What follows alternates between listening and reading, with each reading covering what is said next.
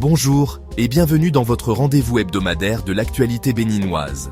Chaque semaine, nous vous proposons un résumé clair, factuel et accessible des événements marquants pour mieux comprendre la vie de notre nation.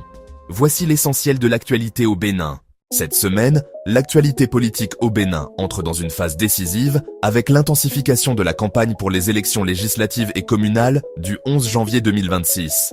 Ce double scrutin représente un moment clé pour la démocratie béninoise, redéfinissant à la fois la composition de l'Assemblée nationale et la gouvernance locale à travers le pays. L'atmosphère est à la mobilisation générale, alors que les partis politiques déploient dans leur stratégie pour convaincre un électorat de plus en plus attentif aux programmes et aux promesses. Les enjeux sont de taille. Il s'agit non seulement de pourvoir les 109 sièges de députés, mais aussi de renouveler l'ensemble des conseils communaux et municipaux, impactant directement la vie quotidienne des citoyens.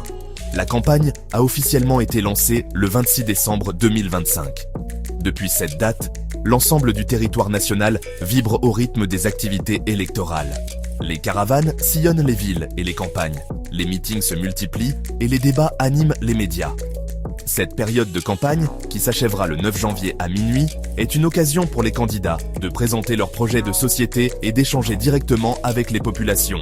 Les thèmes dominants incluent le développement économique, l'emploi des jeunes, l'accès aux services sociaux de base et la consolidation de la gouvernance locale.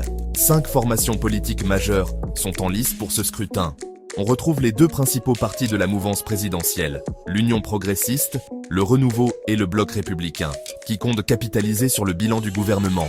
Face à eux, l'opposition est principalement représentée par le parti Les Démocrates, qui cherche à renforcer sa présence parlementaire. S'ajoute à cette compétition la Force Coris, pour un Bénin émergent, un parti d'opposition historique, et Moelle Bénin, qui se positionne comme une alternative et espère créer la surprise. Cette configuration politique promet une compétition serrée dans de nombreuses circonscriptions. Au cœur de ce processus, la Commission électorale nationale autonome, la CENA, joue un rôle de premier plan.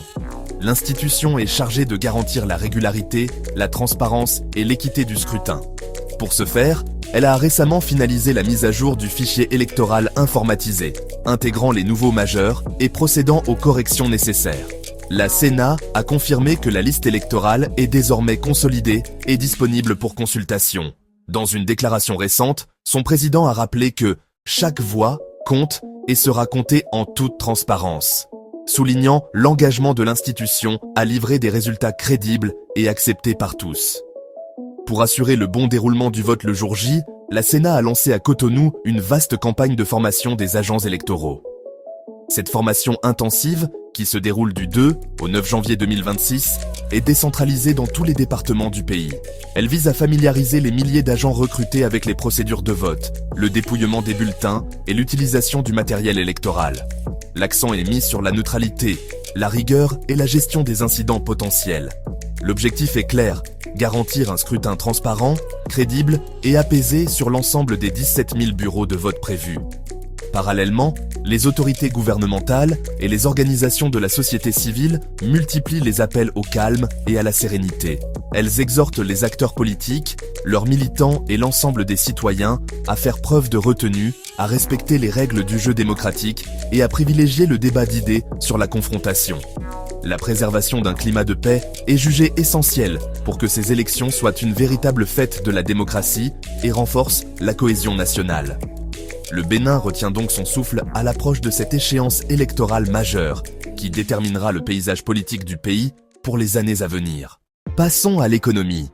Le Bénin a récemment renforcé sa capacité d'investissement en mobilisant avec succès 100 milliards de francs CFA sur le marché financier régional de l'Union économique et monétaire ouest-africaine. Cette opération, menée via une émission d'obligations de relance du Trésor, témoigne de la confiance continue des investisseurs dans la signature de l'État béninois.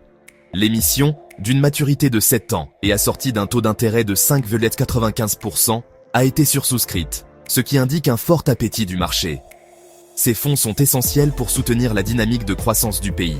Ils ne sont pas seulement des chiffres sur un bilan, mais le carburant pour des projets tangibles qui transformeront le quotidien des citoyens. Concrètement, ces ressources sont fléchées vers des investissements publics stratégiques inscrits au budget de l'État. Il s'agit notamment d'accélérer la construction et la réhabilitation de corridors routiers vitaux pour désenclaver les zones de production agricole. le développement du secteur énergétique est également une priorité, avec des projets visant à étendre le réseau électrique et à améliorer la fiabilité de l'approvisionnement pour les entreprises et les foyers.